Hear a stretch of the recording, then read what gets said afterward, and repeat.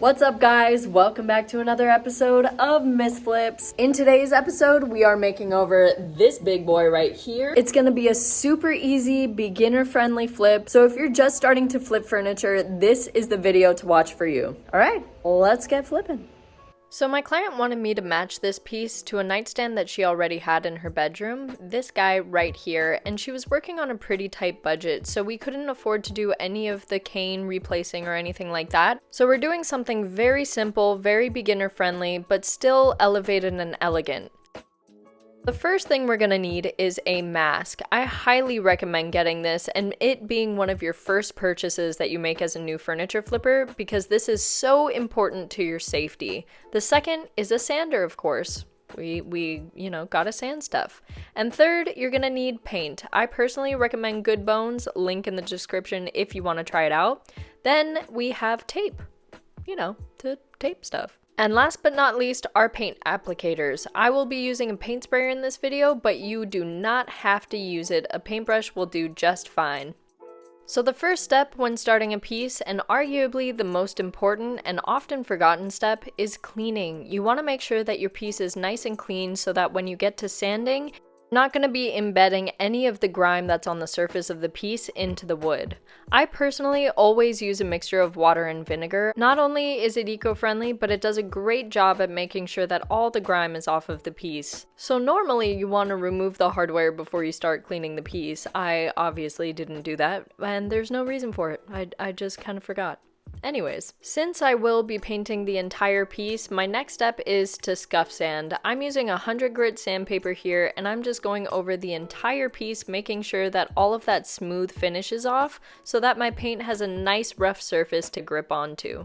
If you're still pretty early into your furniture flipping venture and don't have a sander yet, a solution in the meantime is to use a no sand primer. That is just a primer that you put on the top of your piece and then you don't have to sand it, you can just paint right on top of it. This top part is purely aesthetic, so if you don't want to do this, then skip this step. You don't have to make it bare wood. However, I am trying to get it to match the tone of the wood in the nightstand that she sent me. For this process, I am starting at an 80 grit and then moving gradually up to 220 grit. These little patches that you start to see while sanding are exactly what you want the entire piece to look like when you're done sanding it. When you're first starting off with your 80 grit, I don't want you to worry about having to get all of that darker color off right away. If it looks like this after your first pass, that is literally perfection. With most pieces, you're probably going to be working with veneer, which is a really thin layer of wood. So the lower your grit, the more likely you are to pierce through it and create a hole in your veneer, which is something you do not want to do. So to avoid that, we use the lower grits to get the majority of the finish off, and then we use our lower grits to get the remainder of the finish off, as well as getting into really thin places like these edges here. I actually didn't even want to take the risk of burning through my veneer, so I went in with a card scraper to get the rest of these edges cleaned. Burn through can happen very, very quickly, so make sure to keep an eye out for any translucence that you see in the veneer or any gray areas. Before painting, I went in with a vacuum and cleaned off the entire piece to make sure that it was dust-free for my first coat of paint.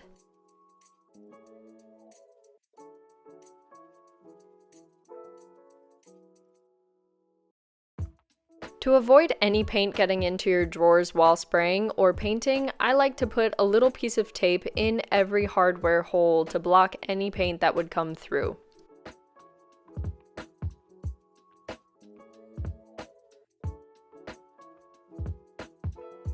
Now remember, kids, safety first. Buckle up and let's have some fun.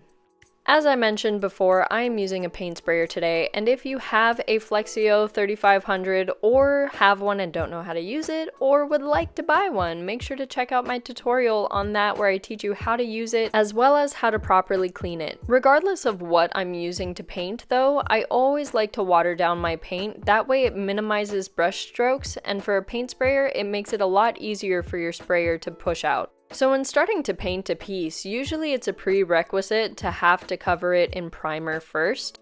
But I am showing you guys how to make this even more beginner friendly by taking out that step and using an all-in-one paint. For this, I would highly recommend Good Bones paint. I am using the color Coyote in their all-in-one line, and it is absolutely amazing. This is my first time using a paint sprayer to apply it, and I can now say that it is both amazing to spray and paint on. I thought that putting it in a sprayer would affect the coverage, but it really doesn't. It sprays on just as well as it paints on, and it is amazing. I am doing 3 coats on this piece just because I want to make sure that it is very well covered. However, I barely needed 2 coats. Not to mention the drying time on this paint is so quick. I did 2 coats in the matter of a couple of hours. So you might be wondering why I am using a paint sprayer for a beginner friendly video. Believe me, I know, it's strange. Not many beginners have paint sprayers. However, I am doing it to show you how good your life could be. I'm not paid by Wagner. I don't care what kind of sprayer you get, but I am telling you that if I made this investment earlier in my career, I would, game changer. It changes games.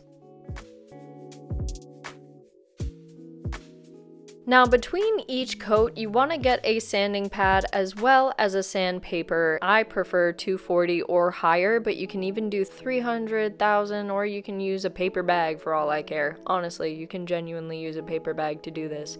But I like to do this just to make sure that you're getting the smoothest and softest results out of your paint. This is particularly important if you are painting by hand. And of course, between coats, we want to vacuum. A tack cloth also works great for getting all the dust off between coats.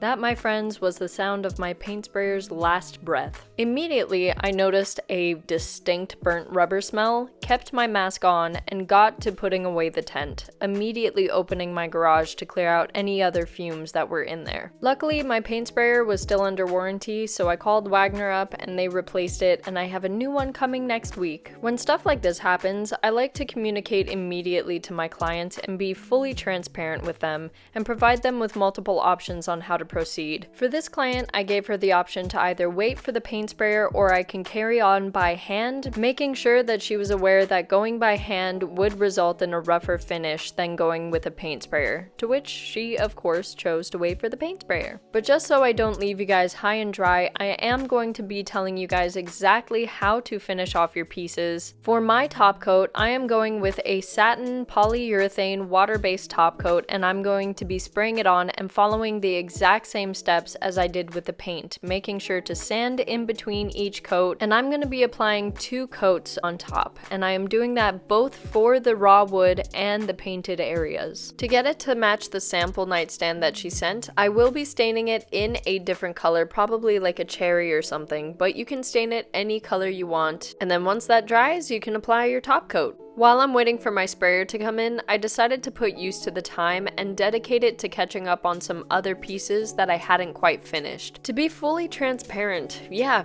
I would like to show you guys a completely finished piece every single video, but sometimes it's hard to do that. It gets challenging to keep up and meet the demands of having to get a video out every week, and so I show you guys half-finished products or products that aren't exactly ready for selling, and I'm struggling to keep up with this being my full-time job. This is the only thing that I have to do for money, and I'm still struggling to keep up with the demand. So imagine what those full-time parents, the people who have to put food on the table and work another job on top of this, have to do. So to those of you out there working the grind of multiple jobs and parenting and all the stuff that gets in the way in life as things do, kudos to you. You guys are awesome, and you don't go unnoticed.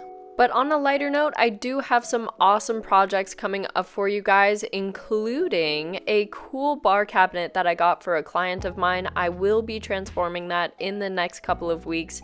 And then I also am going to Hawaii. I am from there originally, so I'm going there on vacation to visit family and whatnot. And I will be checking out some thrift stores. So if you're interested in finding out what a Hawaiian thrift store looks like, what you can find there, what's available, what the prices are like, stay tuned because it's all coming your way. Anyways, I hope you guys have an amazing and safe Halloween. I love you all and appreciate you oh so much. And stay flippin'.